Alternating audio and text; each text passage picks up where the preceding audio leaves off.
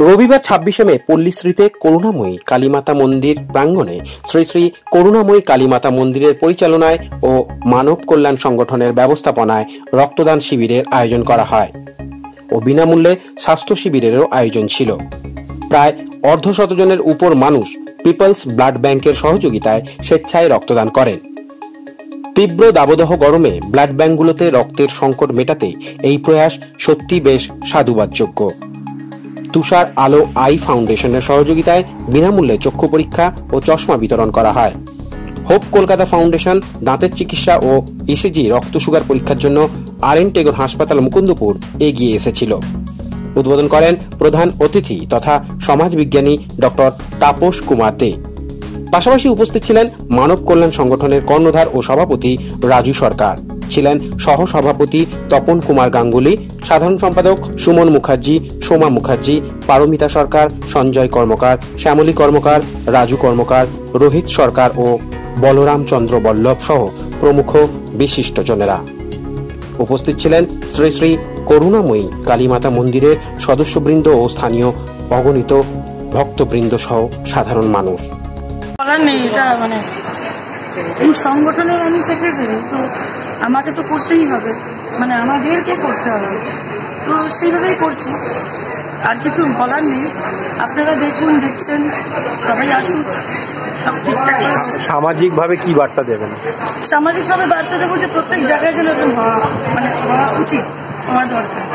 এরকম একটা ক্যাম্প আজকে এখানে আমরা করতে পেরেছি, খুব ভালো লাগছে। মায়ের মন্দির মা করুণাময়ী দয়াতে আমরা যে করছি।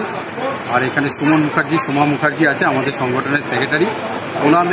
ওনাদের চেষ্টায় আর আমাদের পুরো পরিচালনায় আজকে আমাদের এই ক্যাম্পটা করতে পারছি। আজকে এখানে আমাদের টার্গেট আছে প্রায় 50টা, কিন্তু যা দেখছি প্রায় 50 জনের উপর ছাড়িয়ে যাবে রক্তর সাথে সাথে এখানে চক্ষু শিবির আছে। এখানে পল্লবকান্তি ঘোষ, যিনি আমাদের এই চক্ষু শিবিরের জন্য সাহায্য করছেন, প্লাস আমরা চশমাটাও এখানে ফ্রিতে দেবো ওনার সহযোগিতায়, তুষার আলো আই ফাউন্ডেশনের সহযোগিতা।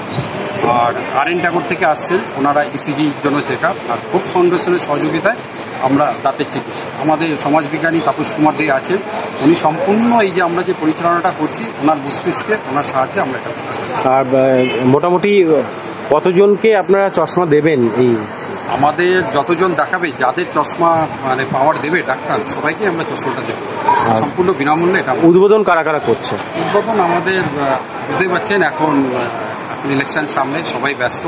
তার মধ্যে থেকে আমরা পেয়েছি তাপস কুমার দে, তারপরে শ্যামথাপা, আমাদের ভারতীয় ফুটবলার আশা ছিল, কিন্তু কোনো কারণে ওনার শারীরিক অসুবিধা আসা করি। তারপরে দিলীপ পাল, আমাদের ফুটবল প্লেয়ার, আরও কিছু আসবে সমাজসেবী, তারা আসবে। তাদের পল্লবকান্তি ঘোষ, উনি আসবেন। এই ধরনের সামাজিক অনুষ্ঠানের মাধ্যমে সমাজকে কি বার্তা দিতে চাইছেন? সমাজকে বার্তা, এই ধরনের রক্তদান শিবির যত হবে, রক্তের যা সংকট, আপনি কাউকে টাকা দিয়ে হেল্প করলে আপনি কারো জীবন কিনতে পারবেন না, কিন্তু আপনি একটা রক্ত দিয়ে মানুষকে একটা জীবন বাঁচাতে পারবেন। আর রক্তদান যত উৎসব হবে, যত এরকম হবে, সামাজিক নিরীহ পৃথিবী যারা আছে তারা সবাই সাহায্য করবে। এইভাবেই সবাই এগিয়ে আসে। রক্তদানটা কোথায় হচ্ছে প্লেসটা? এটা হচ্ছে পল্লীশ্রীর মোড়, বাঘাযতীন থেকে যদি আসে, শ্রী কলোনি বাজার, পল্লীশ্রীর মোড়, কলকাতা 92, শ্রী শ্রী করুণাময়ী কালীমাতা মন্দির। অবশ্যই সাধুবাদ জানাতে হয় এবং আপনাদের চ্যানেলকেও সাধুবাদ জানাতে হয়, কারণ আপনারা পাশে আছে বলে ওরা উৎসাহ পায়। এবং আমাদের মানব জীবনে যত দান আছে, সর্বশ্রেষ্ঠ দান হচ্ছে রক্তদান, কারণ রক্তদান একটা মানুষকে বাঁচিয়ে রাখে, একটা জীবনকে বাঁচিয়ে রাখে। তো আপনি নিজেও একজন সমাজবিজ্ঞানী, কি বলবেন যারা সচেতন নাগরিক? দেখুন, সচেতন নাগরিককে এটাই বলবো যে আপনারা কখনোই এটা ভয় পাবেন না যে রক্তদান করলে শরীর খারাপ হয়ে যায়, বরং একটা সুস্থ মানুষ বছরে 2বার রক্ত দিলে সে আরও ভালো থাকে, সুস্থ থাকে। এবং একটা কথায় মাথায় রাখবেন, এই যে আমাদের সাম্প্রদায়িক সম্প্রীতির কথা বলি, রক্তদান হচ্ছে সাম্প্রদায়িক সম্প্রীতির একটা বড় উৎসব। কারণ আপনার রক্ত হিন্দু ভাই, মুসলিম ভাই, খ্রিস্টান, জৈন, বৌদ্ধ কার কাজে লাগছে সেটা আপনিও জানেন না বা তারাও জানে না। তো সাম্প্রদায়িক সম্প্রীতি বজায় রাখার উদ্দেশ্যে রক্তদান শিবির আরও বেশি করে করা উচিত, এটা আমি মনে করি। ব্যুরো রিপোর্ট, প্রিয় চিত্র সাথী নিউজ, কলকাতা।